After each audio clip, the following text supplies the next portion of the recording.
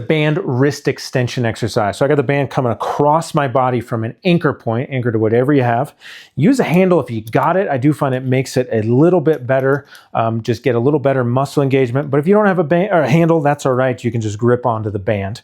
I'm gonna get my elbow to 90 degrees right at my torso and shoulder blade back a bit. And then I'm gonna work in a wrist extension. So that's the backwards motion of the wrist and then all the way into flexion. So I'm bending it as much as I can, as much range of motion as you can without pain.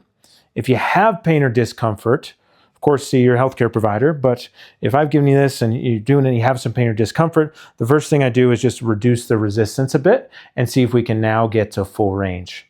If that doesn't work, then we can still go back to a little heavier resistance and just go in the range that's pain-free.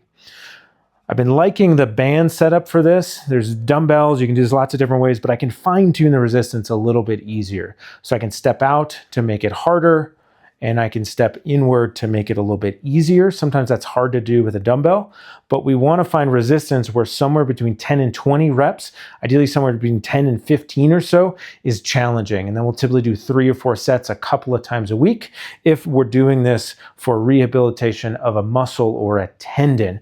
We need fairly high resistance, fairly high muscle fatigue and effort over several sets, several times a week in order to elicit changes in the muscle and the tendon.